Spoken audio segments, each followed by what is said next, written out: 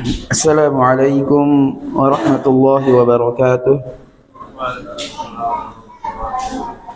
Alhamdulillah, alhamdulillah ala ihsanih wa syukru lahu ala taufiqihi wa amtinanih.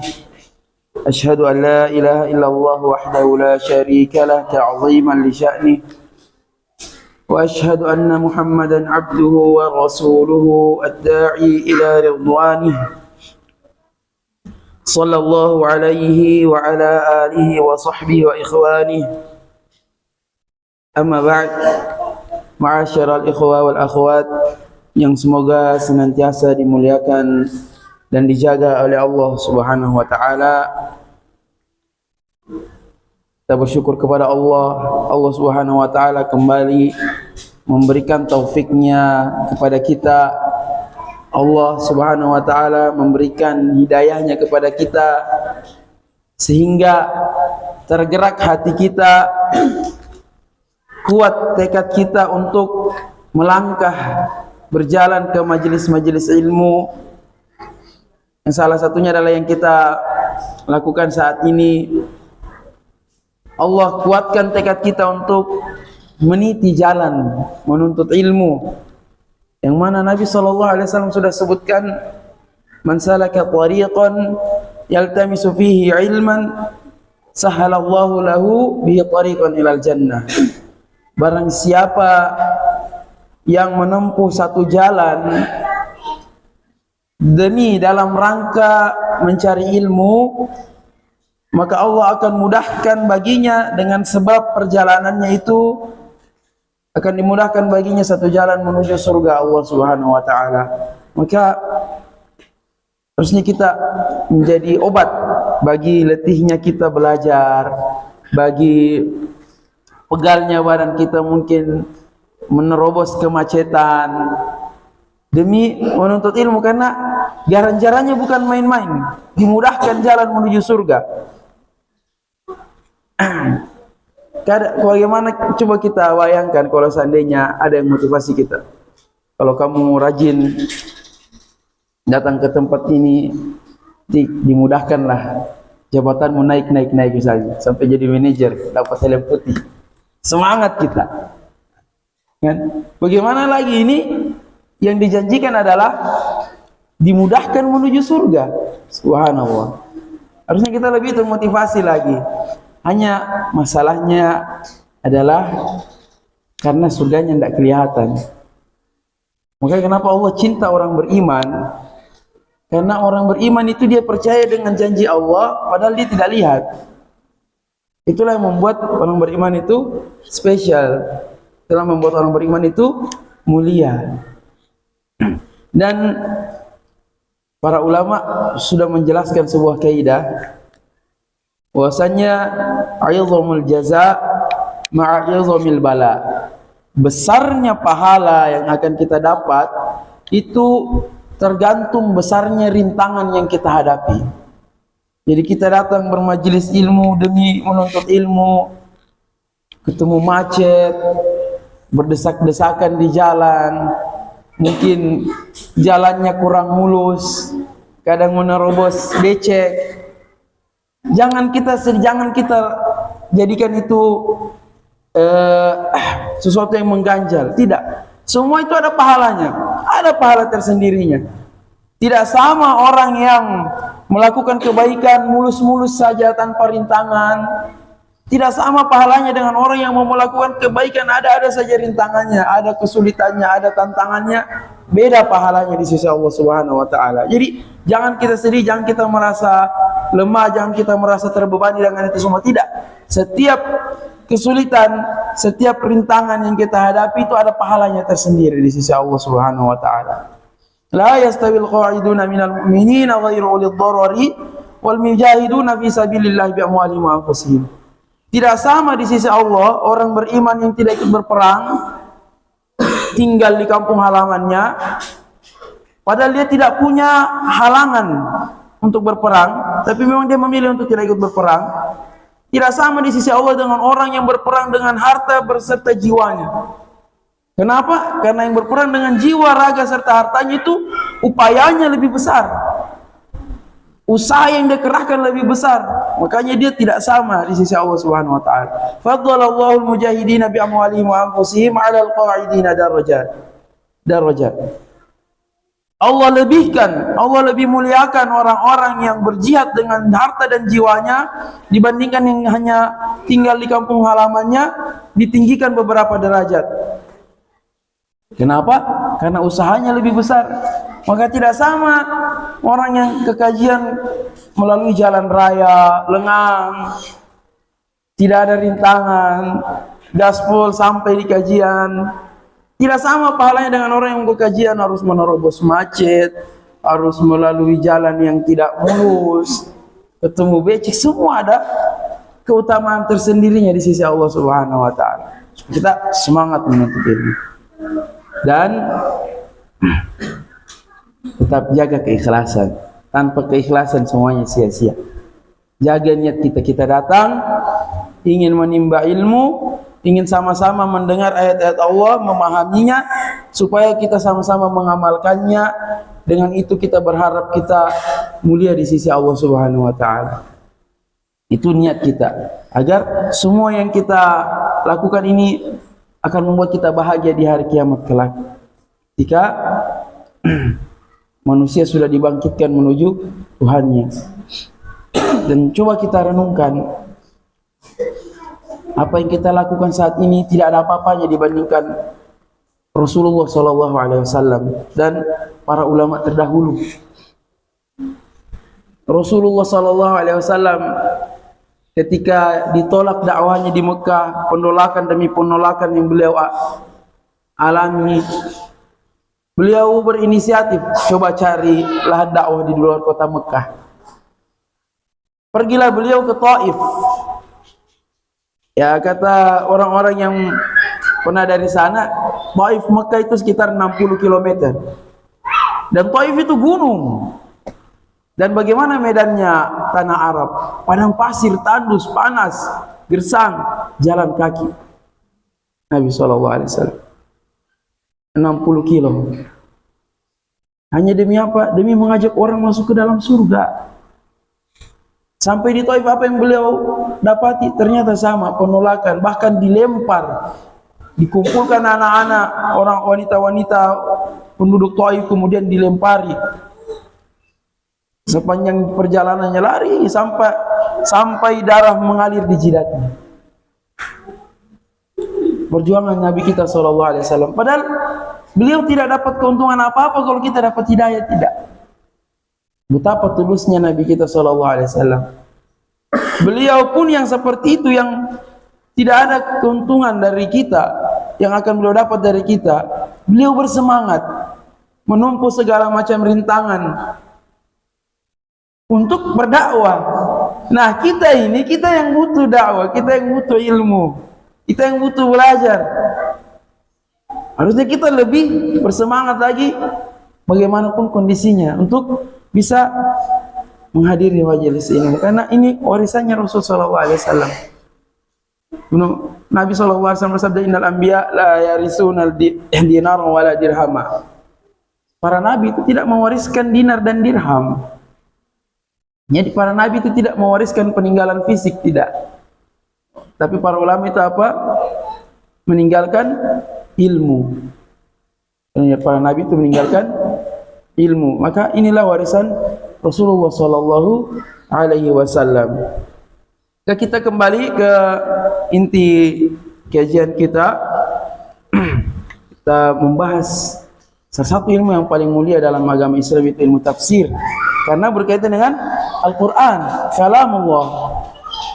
Dan Nabi SAW bersabda, khairukum man ta'allama al-Qur'ana wa 'allamah. Orang yang paling baik di antara kalian yang mempelajari Al-Quran dan mengajarkannya. Karena melalui mempelajari Al-Quran kita akan menjadi pribadi yang terbaik. Karena dari Al-Quran lah kita bisa mempelajari akhlak yang paling mulia, menjadi hamba yang paling mulia di sisi Allah. Semuanya dari Al-Quran. Dan kita masih di tafsir surah An-Naba. Kalau kita perhatikan ayat-ayat atau surah-surah yang makkiyah yang turun sebelum hijrah, mayoritasnya itu adalah untuk mengokohkan keimanan, kepercayaan terhadap hari akhir.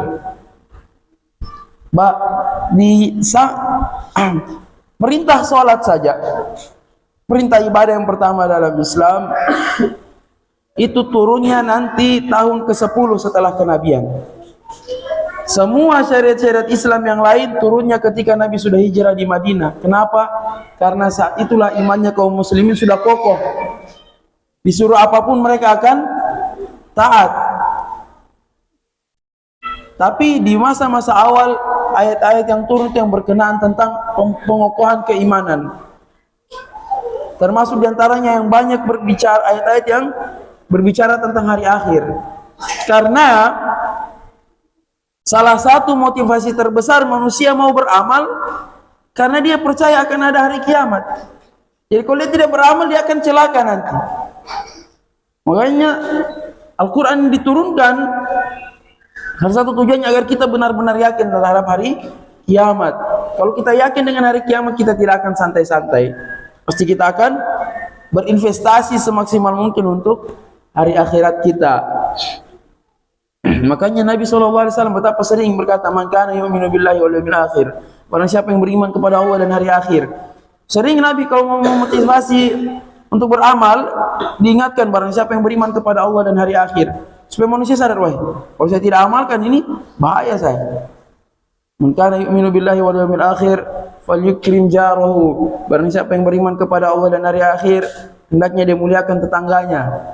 Artinya kalau kita tidak muliakan tetangga kita, bahkan menyakiti tetangga, akibatnya akan kita rasa di hari kiamat.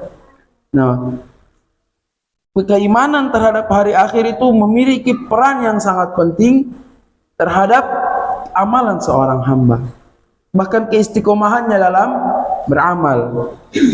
Dan surah An-Naba ini adalah salah satu surah yang membahas tentang hari kiamat. Bahkan membantah orang-orang yang mengingkari hari kiamat. Yang mana di sini contoh kasusnya adalah orang-orang musyrikin Quraisy. Yang di ayat lalu kita telah bahas. Allah Subhanahu wa taala berfirman, "A'udzubillahi minasyaitonir rajim. Bismillahirrahmanirrahim. Amma yatasaalun." Tentang apakah mereka bertanya-tanya? Tapi bertanya dalam rangka mengingkari dan menganggap mustahil hari kiamat itu. Anin naba'il azim, yaitu tentang berita yang sangat besar, yaitu hari kiamat. Jadi mereka bertanya-tanya, saling bertanya di antara mereka karena tidak percaya, bahkan mendustakan dan menganggap mustahil hari kiamat itu. Alladzi hum fihi mukhtalifun, yang mereka saling berselisih tentang hari kiamat tersebut. Mereka tidak percaya. Allah berfirman, "Kalla saya'lamun." Sekali-kali tidak, mereka nanti akan tahu. Summa kalla saya'lamun. Kemudian sekali-kali tidak, mereka pasti nanti akan tahu. Artinya mereka akan tahu sendiri kalau sudah tiba waktunya, sudah terjadi hari kiamat, baru mereka tahu. Nah, pelajaran bagi kita orang beriman, jangan kita seperti orang-orang yang kafir kepada Allah. Mereka tidak percaya, akhirnya mereka tidak bersiap-siap. Kita yang percaya tentang hari kiamat, maka kita harus berbekal. Oleh karena itu Allah berfirman, "Wa tazawwadu," berbekallah kalian. Fa inna khairaz zadi taqwa, karena sesungguhnya sebaik-baik bekal adalah takwa. Bekal untuk kemana ini? Untuk perjalanan kita setelah kematian. Bekal yang terbaik adalah ketakwaan kita kepada Allah Subhanahu wa taala. Mulai dari saat ruh ini dicabut dari jasad, saat itu kita sudah mulai rasakan hasil dari ketakwaan kita di dunia. Sampai seterusnya. Nah, orang-orang musyrikin tidak percaya dengan hari kiamat. Padahal hari kiamat ini, kata Syekh Sa'di, tidak ada peluang untuk didustakan, baik secara akal maupun secara hati nurani. Mustahil hari kiamat itu didustakan. Tidak ada peluang, dia tidak ada kemungkinan untuk didustakan. Kemudian Allah menyebutkan nikmat-nikmatnya, yang mana kalau kita merenungkan nikmat-nikmat Allah tersebut, kita akan sampai pada kesimpulan bahwa memang sangat logis hari kiamat itu ada. Barangkali ada yang mau baca dari ayat ke-6 sampai ayat ke-16. Siapa yang mau baca ayat ke-6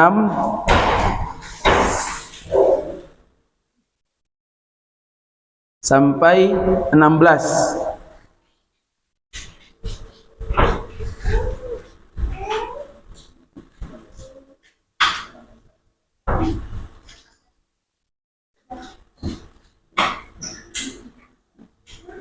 Ayo, siapa yang mau baca?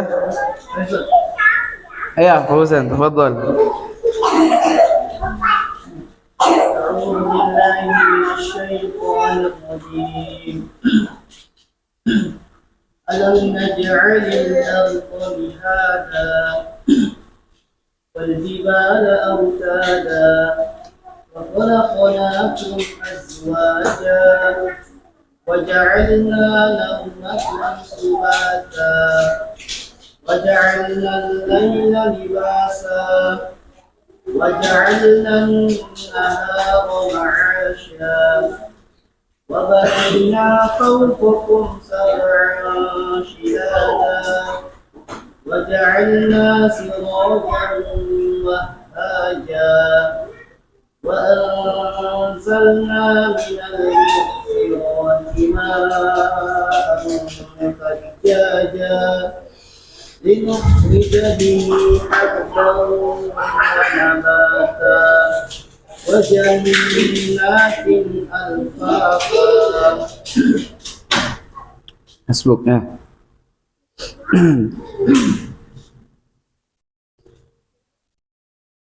Allah Subhanahu wa taala berfirman, "Alam naj'alil arda mihada." Orang kafir Quraisy kan tidak percaya hari kiamat itu ada, akan terjadi. Mereka tidak percaya kalau manusia itu bisa dibangkitkan kembali. Bahkan mereka mengambil tanah, sampai Allah abadikan di surah Yasin, mereka mengambil tanah dan mereka bermain yuhil 'idhama wa hiya ramim. Siapa yang bisa menghidupkan tulang belulang yang sudah jadi tanah? Allah berfirman, "Qul yuhyiha alladzi ansha'aha awwala marrah wa huwa bikulli khalqin 'alim." Katakanlah yang akan menghidupkannya, yang menciptakannya pertama kali. Dan dia maha mengetahui terhadap seluruh ciptaannya. Allah ingin mengajak kita menggunakan logika kita. Bahwasannya Allah Subhanahu wa taala dialah yang menciptakan kita dari tidak ada menjadi ada.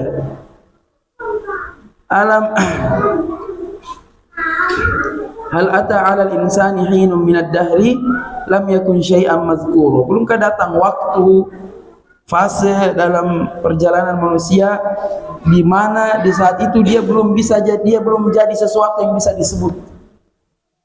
Belum jadi sesuatu yang bisa disebut. Artinya tidak ada sama sekali.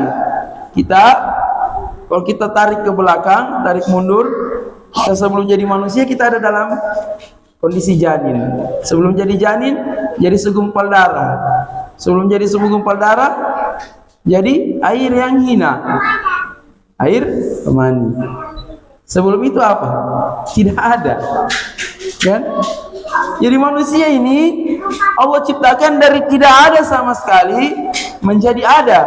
Beda dengan manusia. Manusia mencipta, tapi penciptaan manusia itu cuma merubah satu materi ke materi lain.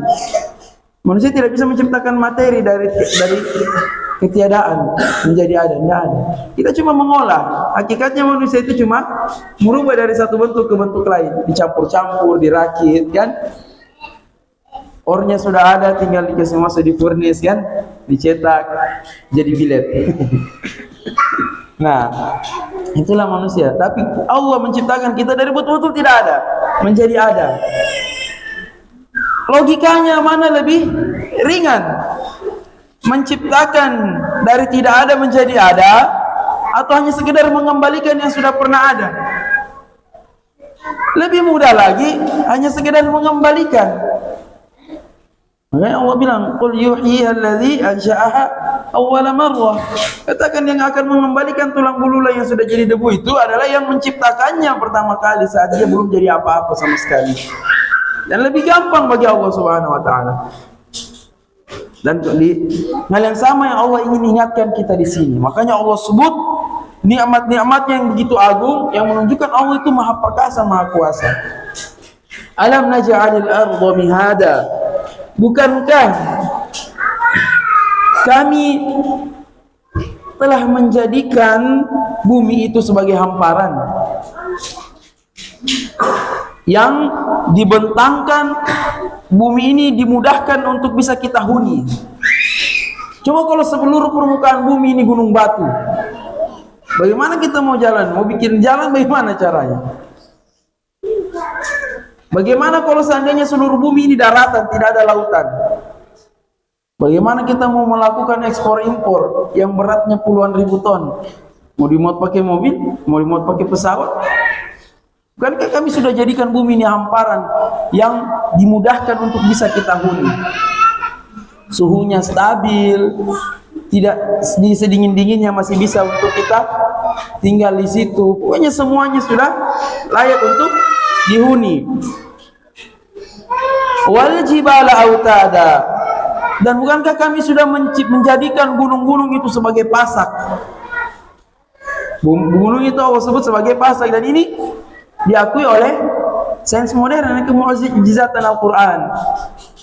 Dan para ilmuwan mengakui bahwa gunung itu memiliki struktur yang tidak terlihat, yang menjurus menghujam ke dalam bumi, ibarat pasak, patok, yang fungsinya agar bumi ini tidak berguncang.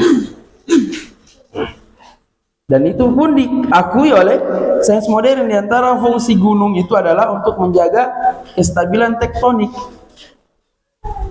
Nah, ini Allah menciptakan gunung yang begitu besar dengan fungsinya yang begitu agung bagi manusia. Wa khalaqnakum azwaja, dan bukankah kami sudah menciptakan kalian berpasang-pasangan? Ai dzukuran wa inasa, yakni kami telah menciptakan kalian manusia, laki-laki dan perempuan, min jinsin wahid, dari jins. Jins itu bahasa Arab yang paling dekat dalam bahasa kita, artinya spesies. Ini dari spesies yang sama. Ini sama-sama manusia. Yani Allah ciptakan manusia, laki-lakinya manusia, perempuannya juga manusia, bukan beda spesies, gitu. Kan? Beda hewan. Kadang hewan ada yang dikasih kawin silang, kan? Beda. Ada itu harimau dikawinkan dengan singa, kan ada. Beda spesies dikawinkan. Coba manusia Allah ciptakan pasangannya bukan dari manusia, dari jin saja. Mau ketemu mana yang tidak kelihatan, kan? Maksudnya apa? Ini walaupun seperti, tapi ini nikmat luar biasa. Ini Allah menciptakan pasangan kita sesama manusia, liyaskuna kullu minhuma ilal akhar. Kenapa pasangan kita diciptakan dari jenis yang sama? Supaya masing-masing pasangan itu tenang terhadap pasangannya yang lain. Min ayatihi an khalaqalakum azwajan min anfusikum litaskunu ilaiha. Di antara tanda-tanda kebesaran Allah, betapa agungnya hikmah Allah, Allah ciptakan pasangan kalian itu sesama manusia dari jenis kalian sendiri, agar kalian tenang. Coba kalau laki-lakinya manusia, perempuannya gorila.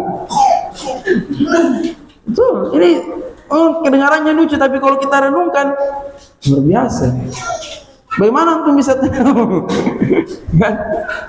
Tapi Allah ciptakan pasangan kita adalah wanita yang sesama manusia supaya kita tenang. Memang tujuan pernikahan itu, tujuan hadirnya pasangan dalam hidup itu untuk mendatangkan ketenangan. Makanya jomblo itu tidak akan tenang hidupnya. Ini Allah yang bilang, tujuan Allah ciptakan kepada kita pasangan itu agar kita tenang, agar itu kita tenang. Ada teman bercerita, teman berbagi rasa, kan? Pulang kerja capek ada yang pijit-pijit, kan? Gitu. Ini semua ketenangan. Ini walaupun antum dengar sambil tertawa, tapi coba renungkan betapa agungnya nikmat Allah tersebut kepada kita, kan? Betapa sayangnya Allah kepada manusia. diciptakan dia hidup berpasang-pasangan. Coba kalau kita ini manusia hidupnya kayak amuba, membelah diri. Tidak untuk bisa bereproduksi, untuk bisa beregenerasi tidak perlu kawin, belah diri saja. Betapa hampanya hidup, kan? Betul tidak? Segala ketetapan Allah yang Allah berlakukan di alam semesta ini sudah Allah tentukan sesuai dengan hikmahnya. Maka tugas kita mentadabburi itu. Dan Allah sudah menciptakan kita berpasang-pasangan. Dan tidak sampai di situ. Supaya hidup kita ini lebih berwarna di dunia ini, Allah ciptakan kita bersuku-suku, berbangsa-bangsa, berbeda ras. Ya ayuhan nas, inna khalaqnakum min zakarin wa unsa wa ja'alnakum syu'uban wa qabaila lita'arufu. Wahai manusia, sesungguhnya kami menciptakan kalian itu dari laki-laki dan perempuan, dan kami jadikan kalian bersuku-suku, berbangsa-bangsa, beda ras, beda warna kulit, supaya kalian saling mengenal. Itu saja. Bukan untuk berbangga-bangga bilang kita ini orang suku ini lebih mulia dari suku lain. Tidak ada seperti itu di sisi Allah. Makanya Allah bilang inna akramakum indallahi atqakum. Maka tujuan kami menciptakan kalian beda ras, beda suku itu cuma supaya kalian saling mengenal, bukan untuk menganggap sebagian suku, sebagian ras lebih tinggi daripada suku yang lain. Itu cara berpikirnya iblis. Iblis menganggap dirinya mulia dari Adam karena alasan penciptaan, alasan fisik. Saya dari api, dia dari tanah, saya lebih mulia. Itu pola pikirnya iblis. Orang beriman tidak. Bedanya jenis suku, bangsa, suku, ras kita itu bukan untuk saling mendiskriminasi, tidak. Maka Allah bilang inna akramakum indallahi atqakum. Makanya suku kita apapun suku kita, ras kita, bangsa kita, yang paling mulia di sisi Allah, yang paling bertakwa dari antara kalian. Islam. Orang sering mengatakan Islam itu tidak sesuai dengan HAM, misalnya kan, menekan hak asasi manusia. Justru Islamlah yang mengangkat kesetaraan manusia. Dijadikan tolak ukur standar ketakwaan itu adalah, standar kemuliaan itu adalah yang paling dekat kepada Allah Subhanahu wa taala. Selesai. Tapi di sini diantara hikmahnya Allah ciptakan kita bersuku-suku supaya kita saling mengenal. Coba membayangkan kalau manusia mulai dari Jepang sampai Amerika orang buton semua. Tidak akan seberwarna sekarang, kan? Untuk di Jepang sama bahasanya, di Eropa sama bahasanya, sama-sama makan sagu, kan? Kalau kita pikirkan, subhanallah, dengan Allah ciptakan kita beraneka ragam seperti ini, kita saling mengenal. Orang Palopo makan kapurung, kan? Orang Kendari makan sinonggi, ya? Kita ke Makassar, kita makan coto. Ada warna dalam kehidupan. Lihat betapa hikmahnya. Sehingga kita hidup di dunia ini lebih berwarna, lebih kita nikmati hidup. Betapa hikmahnya. Betapa terdapat hikmah yang agung dari Allah Subhanahu wa taala.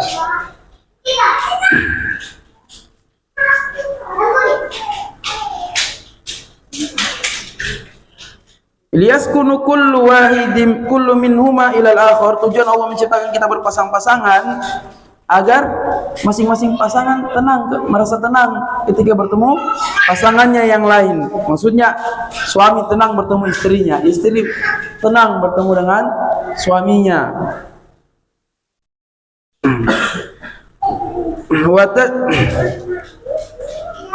Wa takunul mawaddatu warahmah, dan ada rasa cinta dan kasih sayang di antara kalian. Ini ciptaan Allah Subhanahu wa taala. Allah yang menciptakan rasa kasih sayang di hati kita, sehingga kita bisa sayang kepada pasangan kita. Ada cinta di dalam rumah tangga, sehingga jadilah baiti jannati, rumahku adalah surgaku. Kenapa? Ada cinta di situ, ada kasih sayang. Wa tansha'u anhuma az-zurriyah, dan dengan adanya pria dan wanita sehingga terjadi apa? proses regenerasi, adanya keturunan. Ini semua menunjukkan kemahakuasaan Allah. Allah menciptakan dengan sedemikian detail, sedemikian kompleks. Wa fi dhimni hadza al-imtinanu bi lazzatil mankah, dan termasuk di antara cakupan makna anugerah Allah dalam adanya pria dan wanita, adanya nikmat pernikahan. Nikmat pernikahan. Dan di antara nikmat yang Allah berikan kepada kita adalah nikmat ketika kita bisa melakukan hubungan dengan istri. Itu anugerah dari Allah Subhanahu wa taala. Jadi saya bilang tadi, coba kalau kita hidupnya kayak kamu, belah diri. Tapi Allah, sayangnya Allah kepada kita, Allah ciptakan kita beregenerasi dengan apa? Proses pernikahan. Ada kenikmatan di situ. Kemudian Allah sebutkan nikmatnya yang agung yang lain, waja'alna naumakum subata. Hal yang kita anggap sepele, hal yang kita lalui hari-hari, padahal kalau dipikir-pikir luar biasa. Dan bukankah kami jadikan tidur kalian, malam kalian itu sebagai waktu untuk beristirahat? Ai rahatan lakum, bukankah kami sudah menjadikan waktu malam waktu kalian beristirahat? Wa qat'an li ashghalikum allati mata tamaddat bikum adarrat bi abdanikum. Yani kami menjadikan malam hari itu waktu yang mau tidak mau kalian harus beristirahat di situ. Dan malam harilah waktu yang akan memutus kesibukan kalian, yang mana kalau aktivitas kalian ini berlangsung terus 24 jam. Kenapa? Sabar, sabar. Fokus saya di sini. Berusaha dengar semaksimal mungkin. Artinya seperti inilah yang maksimal bisa kita lakukan. Sabar. Sebenarnya anak-anak, untuk berusaha saja fokus ke depan.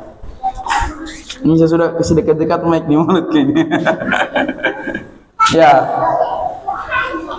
Jadi bukankah kami sudah menjadikan malam itu sebagai waktu istirahat bagi kalian? Dan malam itu menjadi pemutus kesibukan kalian, yang mana kalau kesibukan aktivitas keseharian kalian ini berlangsung 24 jam non-stop, itu akan membahayakan fisik kalian. Coba lihat, Allah sebutkan sesuatu yang hari-hari kita lalui, tapi kalau dipikir-pikir ini luar biasa. Bagaimana misalnya shift malam? Artinya Allah menyebutkan yang seperti ini, artinya inilah lazimnya yang harus dijalani manusia, kan? Tapi karena satu dan lain hal akhirnya kita keluar dari kelaziman tersebut. Dan faktanya memang kan kita akui, selama senyenyak-nyenyaknya, sepanjang-panjangnya tidur di siang hari tidak akan sama dengan tidur di malam hari. Betul tidak? Betul. Nah, Allah bilang, waja'alna naumakum subata. Jadi asalnya istirahat itu malam. Sabar. Mau diapa? Ya kan? Faja'ala Allahu al-laila wan-nauma yaghshan nas. Maka Allah jadikan malam hari yang datang dan tidur yang ada di malam hari itu menutupi manusia, menyelubungi manusia. Litanqati'a harakatuhum ad-dharrah, agar aktivitas mereka yang kalau kelamaan bisa membahayakan fisik itu terhenti. Ya? Wa tahsulu rahatuhum an-nafi'ah, dan terwujudlah istirahat yang bermanfaat untuk tubuh. Dan memang tidur itu adalah salah satu aktivitas yang paling merecovery tubuh, memperbaiki fisik kita kan. Kita istirahat di malam hari, tidur itu memperbaiki, menyehatkan badan. Allah Subhanahu wa taala berfirman, "Qul ara'aytum in ja'ala Allahu al-laila sarmadan ila yaumil qiyamah man ilahun ghairullahi ya'tikum bidhiya."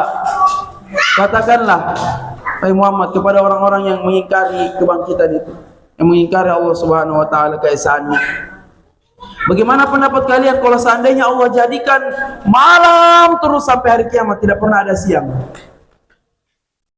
Siapa yang mau mendatangkan kepada kalian cahaya? Coba kita merenungkan ini. Kita jalani siang dan malam sehari-hari, kita anggap biasa, kita lalui tanpa kita renungkan. Kenapa? Karena kita tidak baca Quran, kurang, tidak paham. Tapi Allah mengajak kita berpikir, bagaimana kalau seandainya bumi ini sepanjang waktunya itu selalu malam, tidak pernah ada siang. Siapa sesembahan selain Allah? Siapa sesembahan selain Allah yang bisa mendatangkan cahaya bagi kalian? Kalau Allah tidak ciptakan matahari, siapa yang bisa ciptakan matahari? Coba kalau malam terus sampai hari kiamat, betapa dinginnya suhu di bumi ini. Bagaimana bagaimana tumbuhan bisa fotosintesis misalnya? Tidak makan sayur kita, tidak kering pakaian. Belum lagi pencahayaan yang kita butuhkan untuk menjalani kehidupan. Mayoritas pekerjaan manusia di muka bumi itu harus di siang hari.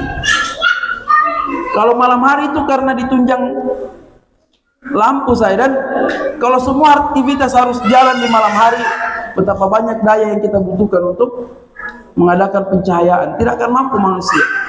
Makanya Allah jadikan ada siang hari supaya di situ tumbuhan bisa fotosintesis, kita bisa jemur pakaian, kita bisa kerja di siang hari, bisa cari nafkah dengan maksimal di siang hari. Coba lihat kita kerja malam hari, kalau mau terpaksa kerja di malam hari, ya harus bawa pencahayaan. Allah datangkan, adakan matahari, adakan siang, adakan cahaya, adakan kehangatan bagi bumi ini supaya tidak kedinginan kita. Jangankan tidak ada matahari, kejauhan sedikit saja dari matahari, kedinginan kita. Maka jaraknya bumi ini sudah paling proporsional. Allah ciptakan, semua sudah terukur. Allah ciptakan semuanya dengan presisi, dengan teratur, sehingga bisa berjalan kehidupan.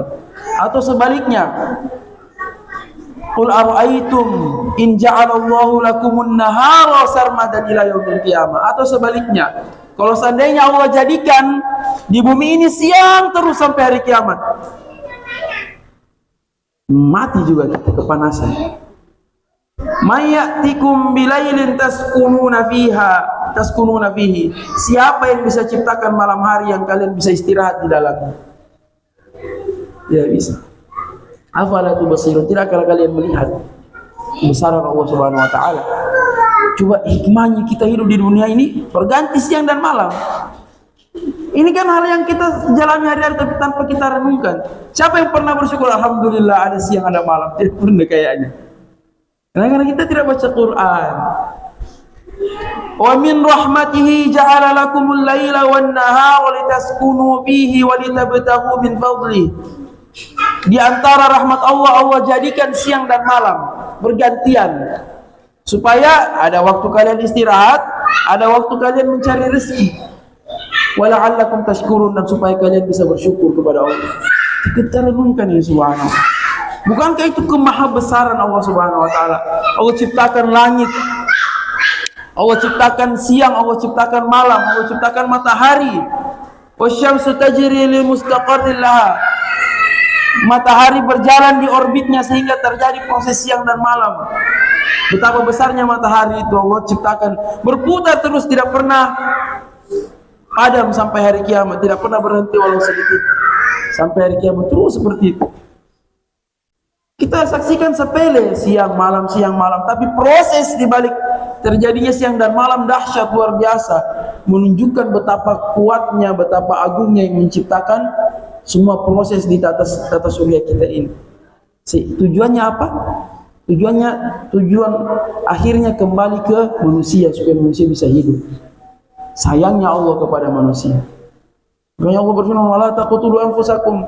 Jangan kalian bunuh diri kalian sendiri. Innallaha kana bikum rahima. Allah dari dulu sayang kepada kalian.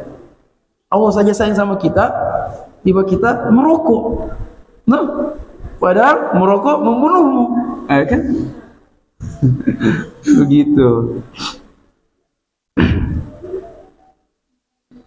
Wa banaina fawqakum sab'an shidada. Allah tambahi lagi, Allah sebut lagi. Bukan, dan kami sudah bangun di atas kalian itu 7 langit yang kokoh.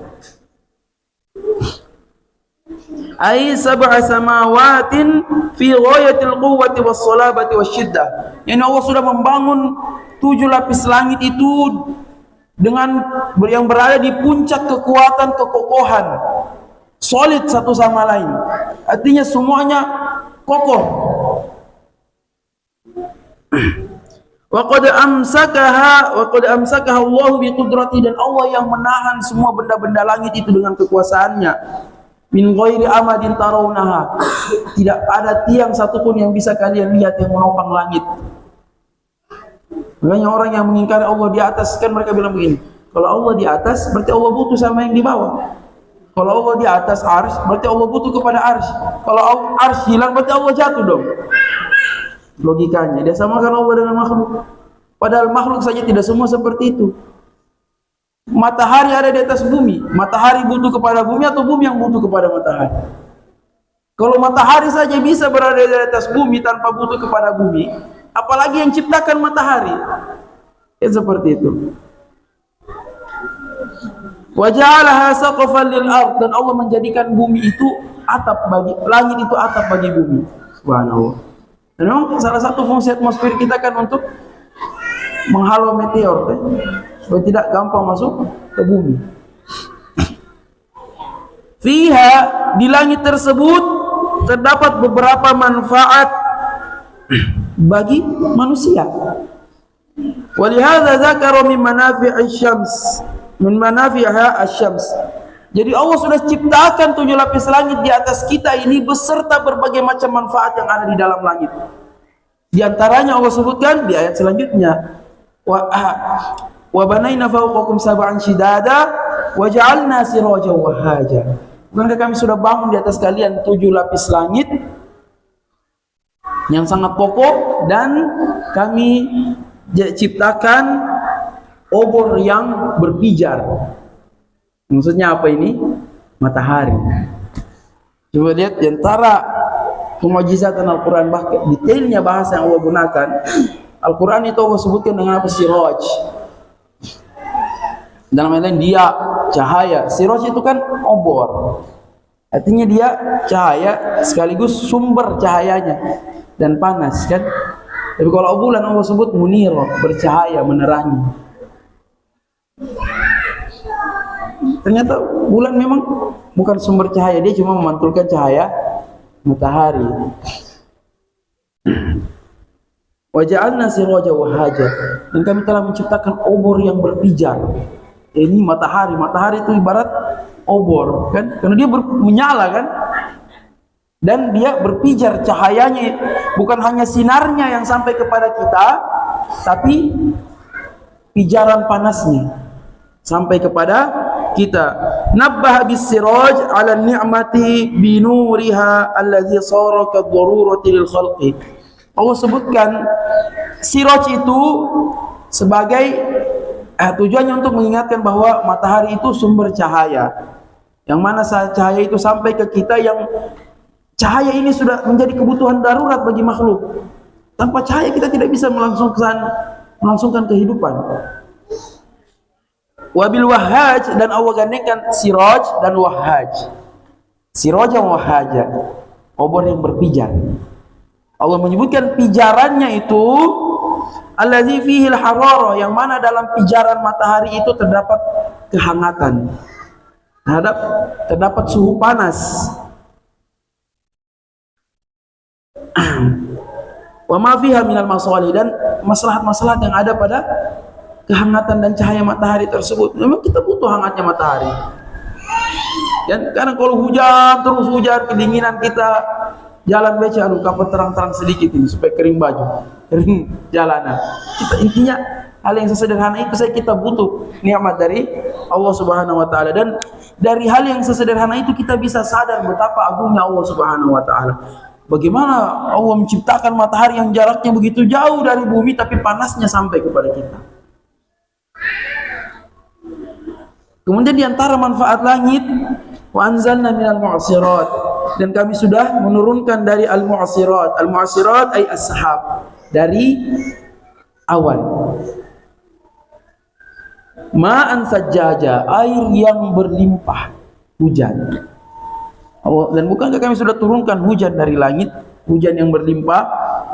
Linukhrija bihi habba wa nabata, dan agar kami keluarkan dari bumi itu habba, biji-bijian yang bisa dikonsumsi manusia. Gandum, beras itu masuk habba. Beras ketan, kacang hijau, kan? Kacang merah, itu habba semua. Wa nabata, dan tumbuh-tumbuhan. Tanpa hujan, bagaimana bisa tumbuh itu semua? Yashmulu sa'iron nabat, kata nabata, dan kami telah, dan agar dengan hujan itu kami keluarkan biji-bijian dan tumbuh-tumbuhan. Nabata, tumbuh-tumbuhan. Makanya kata nabati itu lemak nabati, dan itu bahasa Arab. Bahasa Arab, bahasa yang paling banyak diserap bahasa Indonesia adalah bahasa Arab. Makanya orang yang anti Arab kan tidak mau ini. Kalau dia anti Arab, tidak mau pakai yang berbau Arab, dia akan kerepotan berbicara. Karena kebanyakan bahasa kita itu diserap dari bahasa Arab. Nabata kan lemak nabati, maksudnya lemak tumbuhan. Ini berasal dari tumbuhan.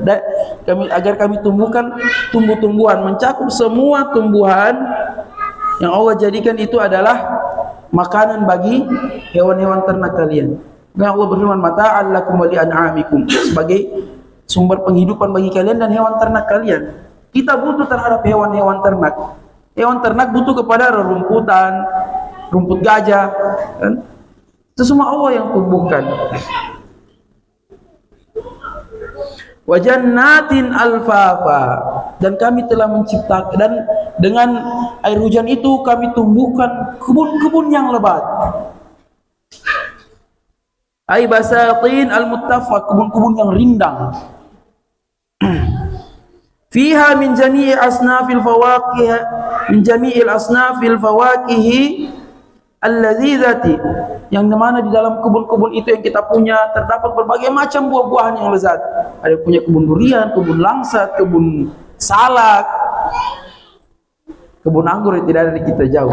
Pokoknya intinya dengan sebab itulah tumbuh kebun-kebun yang lebat, yang rindang, merica, cengkeh, ya, sawit, semua manfaat untuk kita. Siap? Semua nikmat yang sudah Allah sebutkan ini, bukankah itu dahsyat? Coba kita bayangkan Allah menciptakan itu semua. Satu air yang sama disirami, tumbuh berbagai macam tumbuhan yang berbeda-beda, padahal airnya sama. Dan bukankah yang menciptakannya itu maha agung? Maksudnya kita renungkan siang, malam, laki-laki, perempuan, semua Allah ciptakan. Semua ini yang kita sebutkan ini panjang lebar, itu semua yang ciptakan siapa? Allah. Kalau begitu harusnya kalian paham Allah itu maha kuasa, maha agung. Itu ciptaannya yang begitu dahsyat yang kalian bisa saksikan dengan mata kalian sendiri. Allah yang semaha agung ini, bagaimana bisa kalian dustakan ketika Dia bilang Dia akan bangkitkan kalian? Nah, ini tujuannya. Allah sebutkan nikmat-nikmatnya supaya kita sadar betapa maha agungnya Allah Subhanahu wa taala, betapa maha kuasanya Dia. Sebelum kita akhiri, fallazi an'ama 'alaikum bihadhihi ni'ami al-'azimati allati la yuqaddaru qadruha. Maka Allah yang telah menganugerahkan kalian semua nikmat-nikmat yang agung ini, yang nikmat ini tidak bisa diukur kadarnya, betapa agungnya nikmat tersebut. Siapa yang bisa nilai betapa, siapa yang bisa tentukan nilai manfaatnya matahari bagi makhluk bumi? Tidak bisa, saking besarnya. Itu baru satu. Bagaimana yang lain? Hujan, proses yang terjadi di alam semesta ini. Wala yuhsa adaduha, dan Allah yang telah menganugerahkan kepada kalian nikmat yang tidak bisa diukur kadarnya. Siapa yang bisa ukur jumlah nikel yang ada di seluruh dunia? Baru nikel, emas, berlian, hasil tambang secara umum. Siapa yang bisa tentukan total keseluruhannya ada di muka bumi? Siapa yang menciptakan itu semua? Allah Subhanahu wa taala. Allah menciptakan nikmat-nikmat yang satu saja jenisnya tidak bisa kalian ukur secara total kuantitasnya, apalagi keseluruhannya, dan ditambah lagi nikmat itu kalian tidak bisa ukur, tidak bisa kalian hitung jumlahnya. Kaifa takfuruna bihi, bagaimana kalian bisa ingkari Dia ketika Dia bilang akan membangkitkan kalian? Sementara dari nikmat-nikmatnya yang ada sangat agung saja, itu harusnya kalian paham betapa maha kuasanya Dia. Bagaimana bisa ketika Dia bilang Dia akan bangkitkan kalian, kalian tidak percaya, kalian kufuri? wa tukadzibuna ma akhbarukum bihi, dan kalian dustakan apa yang dia kabarkan kepada kalian. Minal ba'si wan nusyur, yaitu apa? Bahwa Allah akan bangkitkan kalian dan akan Allah kumpulkan kalian di hari kiamat. Am kaifa tasta'inuna bi ni'amihi ala ma'asihi wa tajahadunahu. Dan bagaimana bisa kalian itu hidup setiap detik itu bergelimangan nikmat Allah, dan nikmat-nikmat Allah itulah yang kalian gunakan untuk bermaksiat kepadanya kembali. Allah yang kasih kita rezeki, gaji, kan? Gaji yang Allah berikan kepada kita ini, walaupun melalui tangan-tangan makhluk, tapi itu semua kan rezeki dari Allah. Gajian kita, ada sebagian kita gunakan untuk mabuk-mabukan, gunakan untuk perkara yang diharamkan oleh Allah. Allah kasih dia rezeki, begitu rezeki itu sampai di tangannya, dia gunakan untuk durhaka ya Allah Subhanahu wa ta'ala. Bagaimana bisa kalian seperti itu kondisinya, kemudian kalian ingkari nikmat-nikmat tersebut? Hanya itu harusnya membuat kita berpikir. Allah sebutkan nikmat-nikmat yang maha agung ini menunjukkan Allah maha kuasa bangkitkan kita, mudah bagi Allah Subhanahu wa ta'ala, sangat ringan bagi Allah Subhanahu wa ta'ala untuk membangkitkan kita.